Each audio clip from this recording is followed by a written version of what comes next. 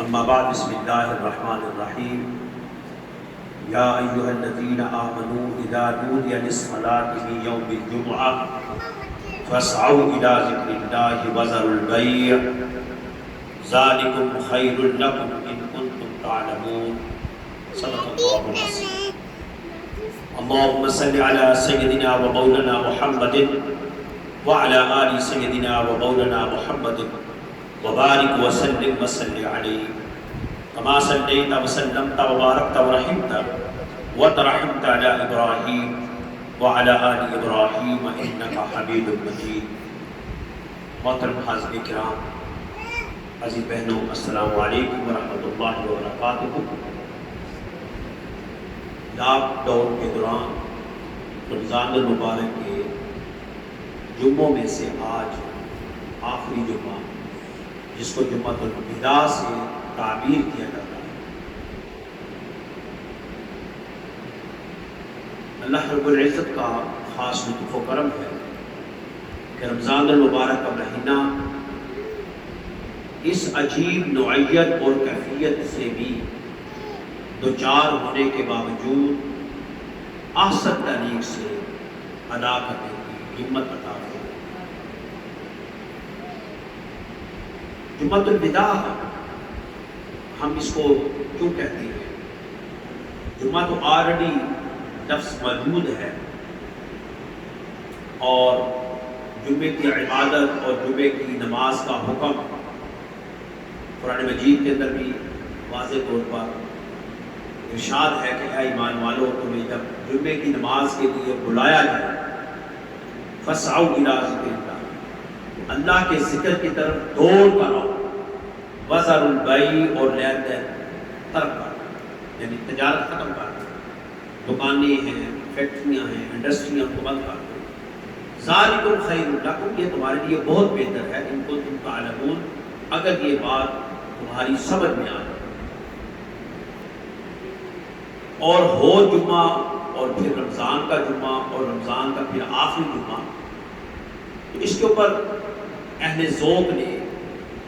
بہت خوبصورت انداز میں مختلف کلام بھی لکھے ہیں کہ الوداع اے ماہ رمضان، الوداع اے ماہ جمعۃ المبارک، یا الوداع اے جمعہ۔ مقصد یہ ہے کہ پورے رمضان کا نچوڑ جمعوں میں ہوتا ہے اور جمعوں کا نچوڑ جمعۃ الوداع میں۔ تو جمعۃ الوداع اس لیے کہ شاید اپنی زندگی میں ہمیں اتنی بڑی سعادت نصیب ہو یا نہ ہو، یہ اب ہماری زندگی سے نکل رہا ہے، ہماری زندگی سے اس کا اخراج ہو رہا ہے، اس لیے ہم اس کو الوداع رمضان بھی کہتے ہیں، الوداع جمعہ بھی کہتے ہیں۔ یعنی ان آخری لمحات، یعنی رمضان کے آخری فیوز و برکات کے لمحات، ان سے بھی جتنا استفادہ کر سکتے ہو کرو، جتنا خدا کے سامنے جھک سکتے ہو جھکو، جتنا اللہ کی بارگاہ میں التجائیں کر سکتے ہو، استدعائیں کر سکتے ہو، وہ کرو، اور ان لمحات کو قیمتی جانو۔ اس لیے اس کو جمعۃ الوداع کہا گیا کہ اب یہ وداعی لمحات ہیں۔ اور یقیناً ایسا بھی ہے کہ آج 28واں روزہ بھی ہے، اور شاید ایک روزہ ہو، شاید 2 روزے ہو، اگر ایک ہو تو اگلے ایک دن کے بعد عید ہے، اگر 2 ہو تو 2 دن کے بعد عید ہے۔ تو اس لحاظ سے بھی آپ اس کو دیکھیں کہ جمعہ متبرک بابرکت، پھر الوداعی لمحات، اور اس کو 4 چاند ہیں کہ ایسے 4 چاند لگ گئے ہیں کہ اب جتنی بھی خشیت کے ساتھ دعا کی جائے، یکسوئی کے ساتھ دعا کی جائے، اور اس درد کے ساتھ کہ رمضان ہم سے جدا ہو، اور اس درد کے ساتھ کہ جمعے کی جو برکتیں ہیں وہ ہم سے الوداع ہو رہی ہیں، اور پھر رمضان کے جمعے کی برکتیں ہم سے الوداع ہو رہی ہیں، اس درد کے ساتھ، ذوق کے ساتھ جب آپ سجدہ کریں، جب رکوع کریں، جب قیام کریں، جب تشہد کریں، جب آپ دعا کے لیے ہاتھ اٹھائیں، تو وہ آنکھیں بھی آپ کی نم ہونی چاہیے، دل کے اندر بے قراری ہو، روح کے اندر بے چینی ہو،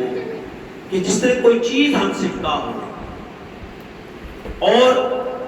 کیوں نہ ہو کہ یہ وہ چیز ہے جو کہ اللہ رب العزت کی طرف سے ہم پر لازم ہے، حضور علیہ السلام کی امت کو بطور تحفہ دیا گیا۔ اور رمضان اتنا عبادت کا اہمیت کا حامل ہے کہ اللہ کے نماز بھی ہے، حج بھی ہے، زکوٰۃ بھی ہے، سب کے درجے متعین کر دیے گئے کہ آپ نماز پڑھیں گے اتنا درجہ ملے گا، مسجد میں پڑھیں گے اتنا درجہ ملے گا، مکہ میں پڑھیں گے اتنا ملے گا، مدینہ میں پڑھیں گے اتنا ملے گا، مسجد اقصی میں پڑھیں گے اتنا ملے گا۔ حج کا ثواب بتا دیا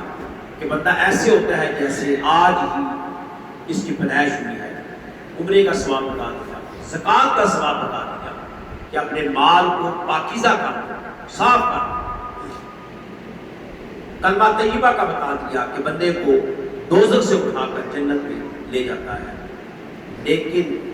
رمضان کے روزوں کا کوئی نعمت بدل نہیں ہوتا ہے، بلکہ حدیث رسول صلی اللہ علیہ وسلم ہے کہ اللہ جل مجدہ ارشاد فرماتے ہیں کہ الصوم لی وانا اجزی بہ، روزہ بندہ خالص میرے لیے رکھتا ہے اور میں خالصاً اس کی جزا خود دوں گا۔ تعین نہیں کہ ایک روزے کا کیا بدلہ ہے، تعین نہیں۔ ایک روزہ جو سحری سے لے کر افطار تک اس کے اندر عبادات کے ساتھ، اخلاقیات کے ساتھ اور اپنے پورے حواس باطنہ اور حواس خمسہ کو مضبوطی سے تھامے ہوئے ہم روزے کا جو اہتمام کرتے ہیں اس کا جو اجر ہے وہ اللہ فرماتا ہے الصوم لی وانا اجزی بہ۔ آپ یقیناً آپ سوچیں بھی سے کہ نماز آپ پڑھتے ہیں، 10 بندوں کو پتہ ہے کہ یہ نمازی جا رہا ہے، روزہ رکھتے ہیں، اپنا حج کرتے ہیں، 10 کو پتہ ہے یہ حاجی ہے، یہ عمرہ شریف کے لیے جا رہا ہے، آخر پتہ چل جاتا ہے، آپ خود کہیں نہ کہیں۔ لیکن روزہ ایسا عمل ہے کہ جس کا کوئی پتہ نہیں۔ اگر آپ کو پیاس لگی، آپ تنہائی میں پینے لگے تو آپ کو ایک ہی خیال آئے گا میرا رب مجھے دیکھ رہا۔ آپ گھر کے اندر رہتے ہوئے ایک بندہ دوسرے بندے کے ساتھ رہتے ہوئے بھی روزے کا معاملہ مخفی، یعنی ایسا مخفی ہے کہ آپ اب تو پہلے تو زمانے میں یہ ہوتا تھا کہ گھروں کو پکانے کے لیے چولہا جلانا، لکڑیاں جلانی، تو پتہ چل جاتا تھا کہ فلاں کے گھر میں آگ چل رہی ہے۔ اب تو آپ کچھ بھی نہ کریں، چھوٹا سا سالن ہے اوون میں گرم کر لیں، پتہ نہیں چلتا، پانی نے فریج میں ٹھنڈا کر لیں، پتہ نہیں چلتا، بوتلیں پڑی ہوگی، پھل پڑا ہوگا، آپ سیر حاصل مزہ کر سکتے۔ لیکن اگر آپ فریج کی طرف نہیں بڑھتے، اوون کی طرف نہیں بڑھتے، تو کیا چیز روکتی ہے؟ صرف اللہ کی رضا۔ وہ بندہ جو اللہ کی رضا کی خاطر وسائل ہونے کے باوجود، تنہائی ملنے کے باوجود اور بھوک کی شدت کے باوجود اور پیاس کی شدت کے باوجود اگر وہ نہیں کھاتا، نہیں پیتا، تو فقط اس میں اللہ کی رضا چاہیے۔ جب اللہ کی رضا کی خاطر ایک بندہ یہ کام کرتا ہے تو یقیناً اللہ فرماتا ہے کہ اس کی جزا میں خود الصوم لی وانا اجزی بہ۔ اور پھر رمضان کا ایک ایک لمحہ، پھر آخری عشرہ،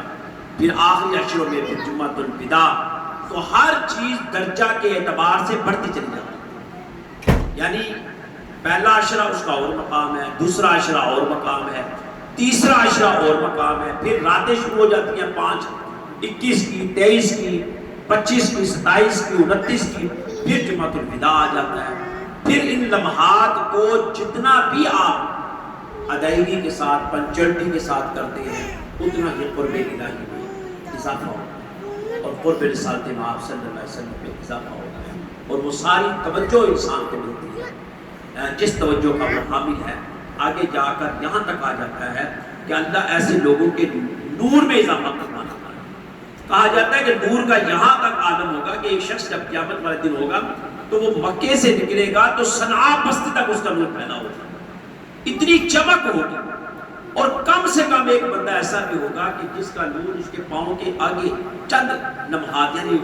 بیٹری کی جو روشنی ہوتی ہے، ٹارچ کی روشنی ہوتی ہے، اس حد تک اس کے پاس روشنی ہوتی ہے، کیونکہ وہ عبادات کے معاملات میں، اخلاقیات کے معاملات میں، معاملات کے معاملات میں وہ کمزور تھا، اس لیے اس کا نور تھوڑا۔ جس نے جتنی فراخ دلی کا مظاہرہ کیا عبادت میں، ریاضت میں، خشیت میں، انفاق فی سبیل اللہ میں، اتنا ہی اس کا نور بڑھتا جائے گا۔ بلکہ ایک حدیث یہاں تک بھی آتی ہے کہ مدینہ سے لے کر عدن تک، عدن جنت کا آخری کونا ہے، وہاں تک اس کا نور پھیلا ہوگا اور وہ اپنے نور کی روشنی میں چل رہا ہے۔ اور ایک بندہ وہ ہے تو اپنے سائے کے ساتھ ہی ہوگا، سائے کی حد تک نہیں ہوگا۔ اب یہ ڈیپینڈ کرتا ہے ہمارے اوپر کہ ہم نے اس نور کو ضائع کرنا ہے یا اس نور کو بڑھانا ہے یا اس نور کو حاصل کرنا ہے۔ تو مسلمان کو اللہ تعالیٰ نے بڑے مواقع دیے ہیں اپنی طرف بلانے کی۔ اب یہ نہیں ہے کہ آپ نے روزوں میں اہتمام کیا، روزے میں آپ کی عادت بن گئی، اب آپ نے باقی دنوں میں نماز کا بھی اہتمام کرنا ہے، باقی دنوں میں آپ نے کم کھانے کا اہتمام کرنا ہے، باقی دنوں میں آپ نے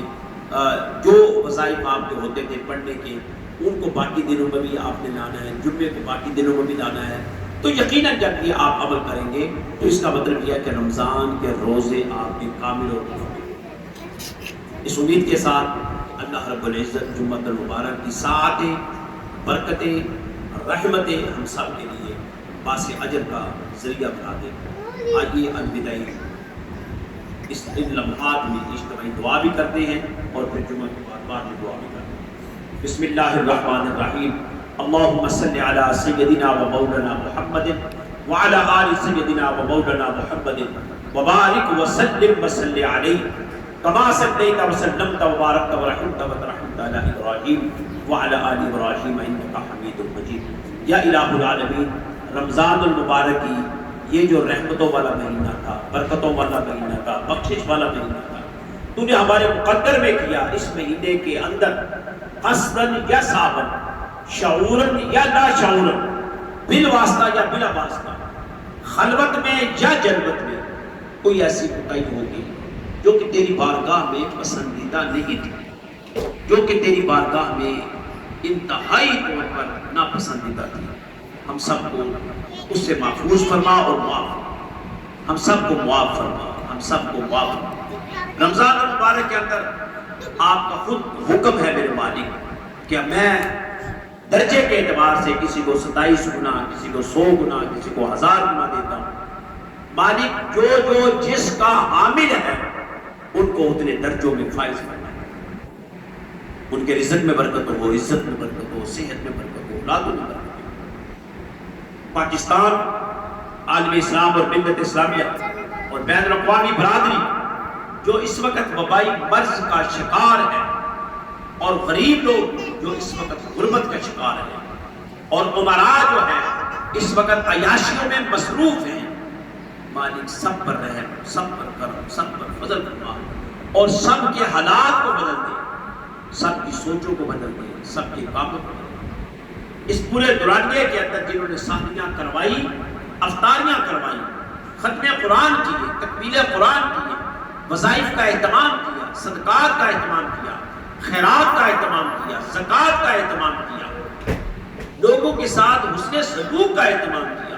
خوش اخلاقی کا اہتمام کیا، سب کو اپنی بارگاہ قدوسیت میں قبول فرماتے ہوئے ان سب کو اجر عظیم سے نوازتے، ان سب کو اجر عظیم سے نوازتے، سب کو اتنا عطا فرما کہ ان کو کبھی محسوس نہ، غیب کے خزانے ان کے لیے کھول دو، اپنی بارگاہ سے عطا کر تاکہ کسی کے سامنے ہاتھ پھیلانے کی ضرورت نہ پیش آئے، اپنی بارگاہ سے عطا فرما، اپنی بارگاہ سے عطا فرما۔ اے مالک ہمیں اپنا محتاج رکھنا، اے مالک ہمیں اپنا محتاج رکھنا، ہم تیرے بندے ہیں، تیرے پیارے رسول صلی اللہ علیہ وسلم کی امت میں سے، سرکار کی امت، سرکار کے چاہنے والوں میں شامل ہیں۔ اے مالک حضور علیہ السلام کے توسل اور تصدق سے، اپنے خزانوں سے، اپنے کرم سے، اپنے فضل سے، اپنے رحم سے ہم سب کو عطا فرما۔ ادارہ فضائل القرآن کے وہ تمام وابستگان، وہ ممبران جو ملک اور بیرون ملک میں مقیم ہیں اور جو بھی دعا کے لیے جنہوں نے کہا ہے، خصوصاً بالخصوص آج کے لیے، ان سب کی دعائیں ان سب کے حقوں میں قبول فرما اور ادارہ کے زیر سایہ پورے پاکستان کے اندر اور بیرون ملک میں جہاں تراویح کا اہتمام ہوا، ہر گھر میں تمام ہوا، کئی جگہوں پر بچوں نے پڑھائی، کئی جگہوں پر بچیوں نے پڑھائی، کئی جگہوں پر ان بچوں اور بچیوں نے اجتماعی طور پر ابتدا کی، سب کی عبادت کو اپنی بارگاہ میں قبول فرما اور جہاں جہاں مجالس میلاد رسول صلی اللہ علیہ وسلم کا اہتمام ہوتا رہا، افطاریوں کا اہتمام ہوتا رہا، خوشک افطاری تقسیم ہوتی رہی، मालिक वो सबको अपनी बारगाह में कबूल फरमा और सबको अजर अजीम अता अजर अजीम। अल्लाहुम्मा इन्नका अफ़्वुन तुहिब्बुल अफ़्व फ़अफ़्व अन्ना या मालिक। ये दुआ इतनी मुख्तसर आपने हमें दी है, मेरे आका अलैहिस्सलातु वस्सलाम ने सिखाई है, लेकिन ये इतनी जाने और माने है कि तू उफ़्वे दरगुज़र से मोहब्बत करता है, हमें माफ़ फरमा, तो माफ़ी को पसंद करता है। जो बंदा माफ़ी का तलबगार है तो उसकी माफ़ी को पसंद करता है।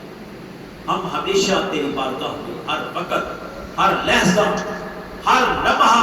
तेरी बारगाह में इस्तिग़फ़ार भी करते हैं, तौबा भी करते हैं और इज्तिमाई और इन्फरादी दुआ भी करते हैं। हम सब की दुआएं एक दूसरे के हक़ में कबूल फरमा। वो लोग जो दुनिया में हमसे पिछड़ गए हैं, जो दुनिया में चाहे वो मर्दों में शामिल थे, बच्चियों में शामिल थे, बड़ों में शामिल थे, बुजुर्गों में शामिल थे, माओ के दर्जा रखते थे, बाप का दर्जा रखते थे, भाइयों का दर्जा रखते थे, बहनों का दर्जा रखते थे, पड़ोसियों का दर्जा रखते थे, उन सब की मग़फ़िरत फरमा, मग़फ़िरत फरमा, मग़फ़िरत। उनकी कब्र की मंज़िलें आसान फरमा, उनकी कब्रों को वहशत से महफूज फरमा, कब्र की तंगी से निजात अता फरमा, उनकी कब्रों को नबी मुकर्रम सल्लल्लाहु अलैहि वसल्लम की शिफ़ाअत से नवाज़, शिफ़ाअत से नवाज़। अल्लाहुम्मा रब्बना तक़ब्बल मिन्ना इन्नका अंतस समीउल अलीम। ये जुम्मतुल विदा, ये आज की जो इबादत है मालिक, इसका वसीला तेरी बारगाह में पेश करते हुए ये अर्ज़ करते हैं कि इस वक्त दुनिया जिस लॉकडाउन में फंसी हुई है, इसे निकाल दे और इनकी ज़िंदगी को रवा दवा फरमा दे, इनकी ज़िंदगी को रवा दवा फरमा दे, इनकी ज़िंदगी को रवा दवा फरमा दे। जो मुअत्तल शुदा काम है उनको दोबारा करने की तौफ़ीक़ और काफ़िर दूर फरमा, काफ़िर आमीन बिरहमतिका व बिफज़लिका व बिकरमिका या अरहमर राहिमीन। व सल्लल्लाहु तआला अला रसूल खैर खल्क़िही व नूरि अर्शिही वसीलति फ़र्शिही मुहम्मद व आलिही व अस्हाबिही व अहले बैतिही व अज़वाजिही व ज़ुर्रिय्यतिही अजमईन बिरहमतिका या